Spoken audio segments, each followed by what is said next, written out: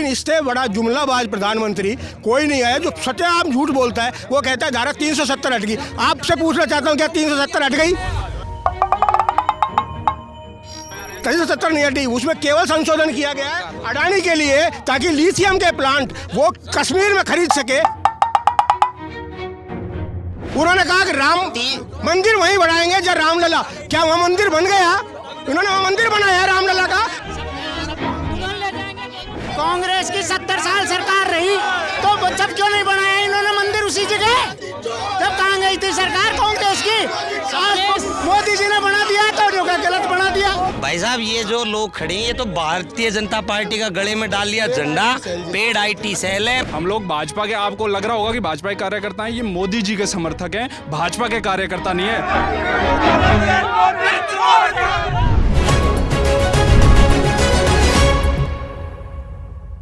मैं आपको एक खास बात बता दूं कि 2024 अप्रैल से चुनावी तारीखें जो हैं वो बहुत नज़दीक आती जा रही हैं। अब चुनाव दूर नहीं है और लल्लन टॉप की जो चुनावी यात्रा होती है, जिसका इंतज़ार देश भर के दर्शकों को होता है, वो मैदान पर उतर गई है।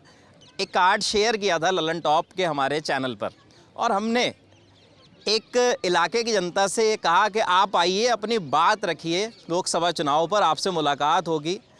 और इस इलाके की जो जागरूक जनता है वो यहाँ पर पहुँच गई है। ख़ास तौर पे इस इलाके की एक पहचान और बता दूँ, 19वीं सदी में अंग्रेज़ों ने जो यहाँ पे शुरुआत की थी तो उन्होंने इस जगह का नाम ए की बजाय यू से रखना शुरू किया। तब भी यहाँ के एक राजा थे, उन्होंने उसके खिलाफ विरोध प्रदर्शन किया और यहाँ की जनता अक्सर उस चीज़ पर अपनी आवाज़ बुलंदी से रखती रही है। ये इलाका है राजस्थान का अलवर, राजस्थान का सिंह द्वार जिसे कहा जाता है और राजस्थान का अलवर कहा जाता है। लेकिन आप यहाँ पर पाएंगे कि दिल्ली NCR के आसपास के इलाकों में से ये एक है। अलवर की ये जनता है। अलवर लोकसभा सीट है, राजस्थान की जो 25 लोकसभा सीट है उसमें से एक बहुत महत्वपूर्ण लोकसभा सीट है, जिस पर महंत भी रहे, जिस पर और भी कई नेता रहे, और चाहे कांग्रेस हो चाहे BJP हो, बारी बारी से यहाँ पे सबको मौका दिया है यहाँ की जनता ने। यहाँ पर बहुत सारे लोग, तमाम लोग, ये अलवर का कंपनी बाग का इलाका है, अलवर शहरी विधानसभा ये सीट है। तमाम लोगों से बातें करेंगे। बहुत ज़्यादा लंबा इंट्रो मुझे लग रहा है मैंने दे दिया है। सीधी बात रखेंगे, मुद्दों पर आएंगे, समझेंगे कि लोकसभा चुनाव है, क्या मुद्दे हैं इलाके के और क्या वो कहना चाहते हैं। सर, क्या नाम है आपका? अजीत सिंह यादव। अजीत सिंह जी, इलाके के मुद्दे बताइए मुझे। लोकसभा सीट है अलवर की, क्या लगता है इलाके में क्या है मुद्दे? इलाके के मुद्दे काफ़ी महत्वपूर्ण हैं। बेरोज़गार जो नौजवान हैं उनको रोज़गार मिलना चाहिए, किसान को उसकी फसल का दाम मिलना चाहिए, किसान को खाद बीज मिलना चाहिए, महिलाओं की सुरक्षा होनी चाहिए। और सबसे जो आज की स्थिति है कि भारतीय जनता पार्टी ने जिस प्रकार से लोगों को ठगा और 15 लाख के झांसे का वोट मांगा, नौजवानों को 2 करोड़ नौकरियों का झांसा दिया और किसानों को फसल दुगनी करने का वादा किया, इन सब बातों पे कहीं भी BJP सफल नहीं हो पाई। और नरेंद्र मोदी प्रधानमंत्री देश के जो वादे कर रहे थे कि मेरे रहते हुए हर आदमी सुखी है, वो सब सफल नहीं हो पाया। मोदी गारंटी की योजना दी गई, मोदी गारंटी के अंदर ये सब भी उनकी गारंटियों में आती है, इनमें सफल नहीं हो पाए। तो अलवर की जनता इन सब के खिलाफ, रोज़गार के खिलाफ, महंगाई के खिलाफ और किसान की उन्नति के खिलाफ और आज सुरक्षा के खिलाफ निश्चित रूप से भाजपा के खिलाफ वोट करने जा रही है। भाजपा तो अक्सर ये कहती है कि हम विकास के नाम पे वोट मांग रहे हैं, और राजस्थान में पिछले जो विधानसभा चुनाव हुए हैं वहाँ भी फिर आप लोगों ने ही BJP को जिताकर भेजा है। देखिए, लोकतंत्र के अंदर जनता सबसे बड़ी माई बाप होती है और लोकतंत्र के अंदर जो भी फैसला होता है वो जनता का मान्य होता है। और जनता ने जब मैंडेट BJP के पक्ष में दे दिया तो उस पर हम और आप कुछ नहीं कर सकते। हो सकता है कि वहाँ पर कुछ इश्यू ऐसे आए हों जिन्होंने कांग्रेस की रीति नीति को पसंद नहीं किया हो, तो उसको हम स्वीकार करते हैं, सब लोग स्वीकार करते हैं इस बात को। चलिए सर, एक मैं थोड़ा सा आपका दुरुस्त कर दूँ, अगले आप तक जाएँ। पहले अलवर का नाम उलूर था और अंग्रेज़ों का जो शासन था तो दिल्ली के अंदर जब गद्दी पे लोग जाते थे तो अलवर के राजा जय सिंह जी महाराज थे, तो उन्होंने देखा कि उनका नंबर सबसे लास्ट में आता है, तब उन्होंने वहाँ मीटिंग में जाने से पहले उलूर की जगह अलवर कर दिया, तब से इसका नाम अलवर हो गया। तब से अलवर हो गया। चलिए, बहुत बहुत शुक्रिया आपका मुझे दुरुस्त करने के लिए। सर, आपका क्या नाम है? मेरा नाम दीनबंधु शर्मा है। दीनबंधु जी, क्या लग रहा है इस बार अलवर की जनता क्या सोचकर वोट देने वाली है? अलवर की जनता अपने अलवर के बेटे को अलवर के विकास के लिए वोट देना चाहती है, क्योंकि 2014 में ले लो, 2019 में ले लो, बाहर के लोग यहाँ के सांसद बन जाते हैं। उनको पता नहीं कि अलवर का दुख दर्द क्या है, अलवर के लोगों का दर्द क्या है, अलवर के लोगों के दिल में क्या बसता है। बाहर के लोग आते हैं, हरियाणा से आते हैं, यहाँ के वोट ले आते हैं किसी किसी के नाम पर। 2014 में किस प्रकार के जुमले दिए। भूपेंद्र यादव जी का नाम ले रहे हैं? मैं जो भी भाजपा का प्रत्याशी है, लगातार 4 बार भाजपा ने बाहर का प्रत्याशी उतारा है। क्या अलवर में भाजपा के पास कोई कार्यकर्ता नहीं था, भाजपा का नेता नहीं था? क्या कारण रहा? क्योंकि यहाँ के लोग फेल हो गए, ऐसे ये मान सकते हैं। यहाँ के लड़का, कांग्रेस पार्टी ने अलवर का लड़के को उतारा है। और जिस प्रकार 2014 में युवाओं को ठगने का काम किया मोदी जी ने, बेरोजगार करने का काम किया, यहाँ किसान को बर्बाद करने, किसानी बर्बाद करने का काम की, और 10 साल में जो विकास की गति रुकी। 2009 में आदरणीय भंवर जितेंद्र सिंह जी यहाँ से सांसद थे। मैं दावे के साथ आपके माइक पे कह रहा हूँ, ऑन रिकॉर्ड, कोई विकास के नाम पर कोई भाजपा का नेता कह दे कि भंवर जितेंद्र सिंह जी ने विकास नहीं कराए हो, यहाँ के इतने सारे तमाम पुल बनवाए, तमाम ट्रेनिंग सेंटर खुलवाए, तमाम तरह की योजना लाने का काम भंवर जितेंद्र सिंह ने किया।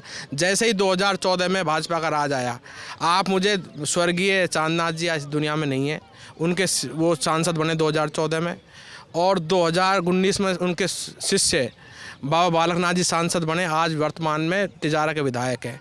मैं खुला चैलेंज करना चाहता हूं और चर्चा करना चाहता हूं, वो अपने 5 काम बता दें जो उन्होंने विकास के कराए हों। अच्छा, बीजेपी लेकिन ये भी आरोप लगाती है ना अलवर को लेकर के, भंवर जितेंद्र सिंह ने इतना बढ़िया अगर काम किया है तो फिर उनको अलवर से बाहर क्यों भेज दिया कांग्रेस पार्टी ने?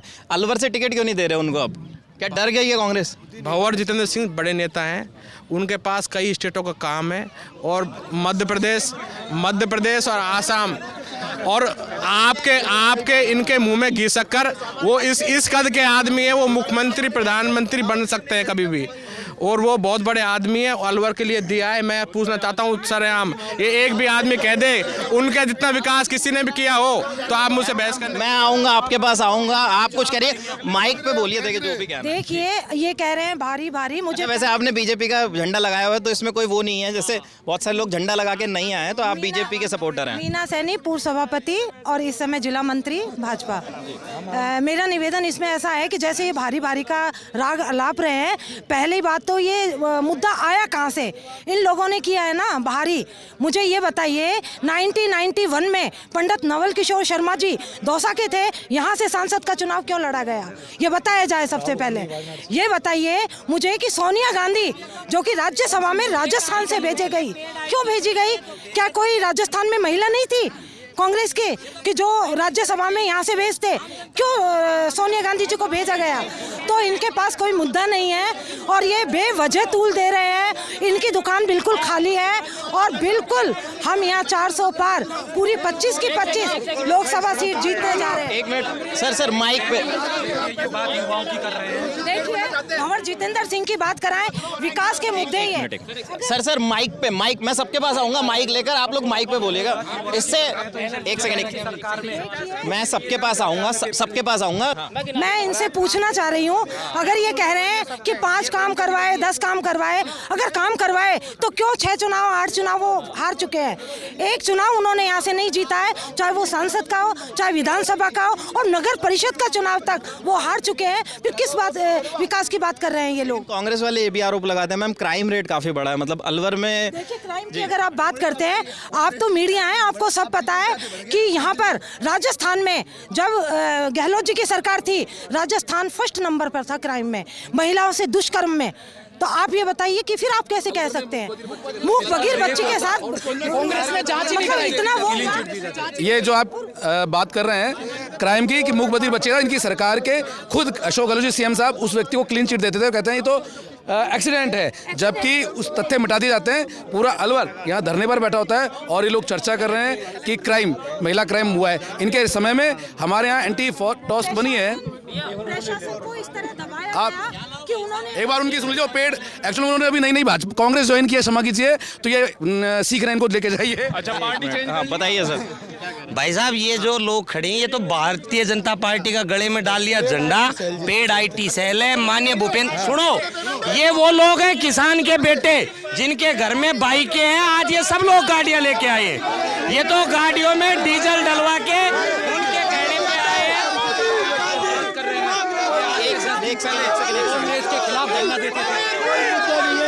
एक सेकंड। वीडियो की शुरुआत हमने की थी, बीच में थोड़ा सा इंटरप्शन हुआ, बहुत ज़्यादा शोर शराबा। दोबारा वीडियो शुरू कर रहे हैं, बातचीत कर रहे हैं और थोड़ा बहुत आपको समझ में भी आ गया होगा कि यहाँ पे हमें तमाम कार्यकर्ता लोग भी मिल गए हैं, चाहे वो भारतीय जनता पार्टी के हों चाहे कांग्रेस के हों। सर क्या नाम है आपका? फूल सिंह गुजर।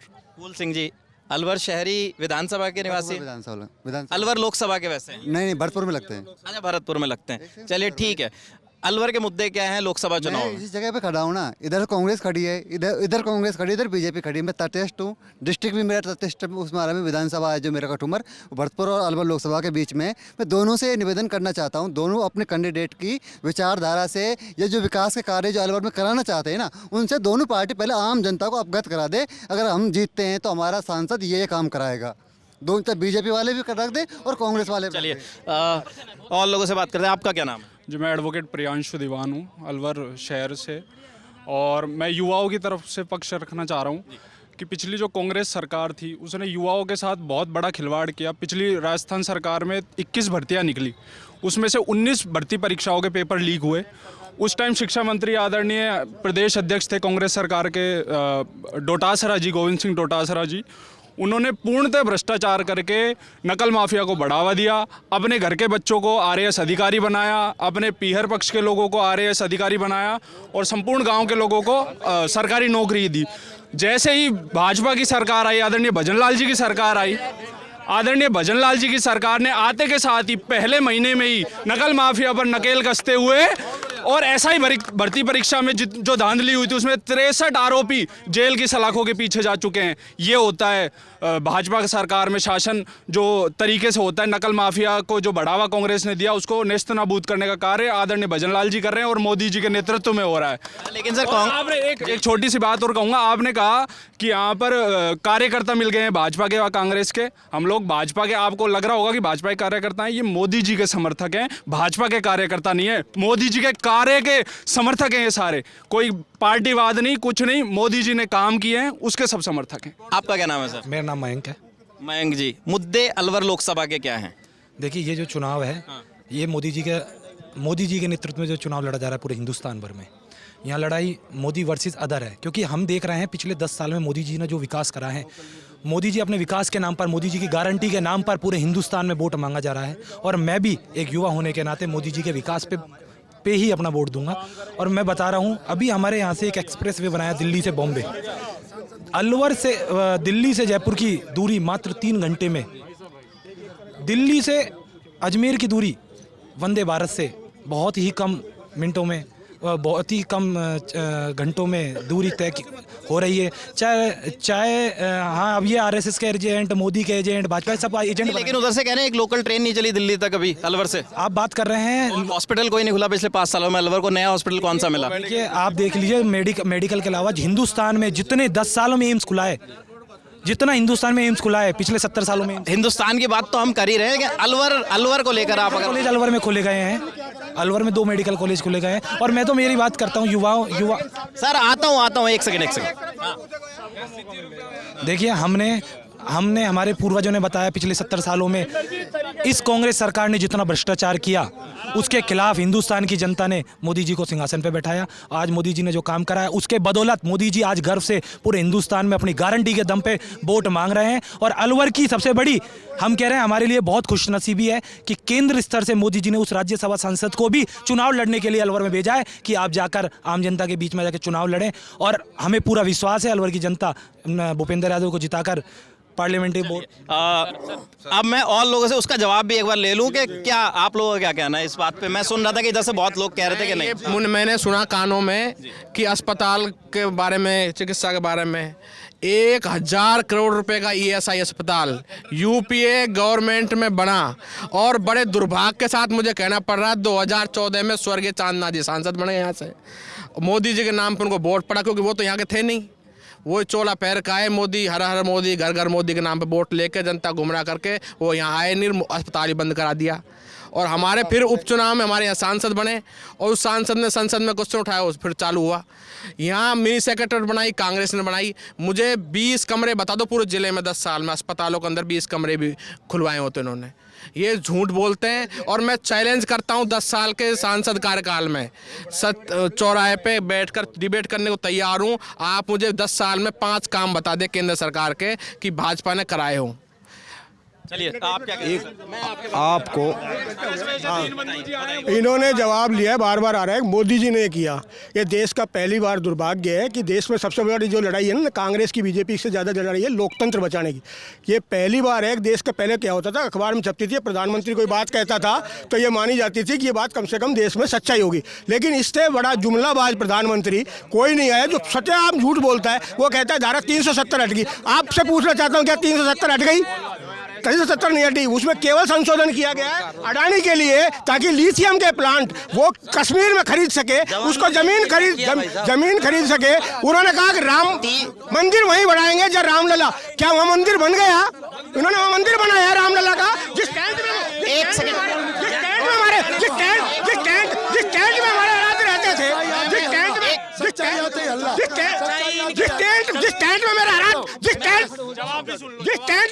जिस टेंट में मेरा आराध्य राम रहता था, उससे धोखा किया इन्होंने और 3 किलोमीटर जाकर जमीन बनाई। और जिसने मंदिर का प्राण प्रतिष्ठा नहीं हुई, देश के चारों शंकराचार्य, देश के सारे शंकराचार्यों जिन्होंने सनातन धर्म को जिंदा रखा, उस सनातन धर्म के विरुद्ध इस मोदी ने जाकर के इस सनातन धर्म को पतन करने का काम जो मोदी ने किया है। राम के धोखेबाज है, तो राम के धोखा दे सकते हैं तो देश को किसी का धोखा दे सकते हैं। जिन्होंने इलेक्ट्रल बॉन्ड के नाम पर, इन्होंने मोदी केयर फंड के नाम पर कोरोना में इन्होंने कोरोना के आपदा में अवसर जो ढूंढे, जिन्होंने मल्टीनेशनल कंपनियों से सौदा करके अरविंदो फार्मा, सन फार्मा, यहाँ तक कि मीट एक्सपोर्ट कंपनियों से 264 करोड़। मत पकड़े, ठीक है, एक सेकंड, मैं आ रहा हूँ।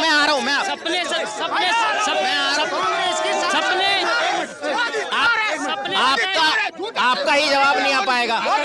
एक एक करके बोलिए। एक एक करके सुहागरात के दो दुल्हन ले जाएंगे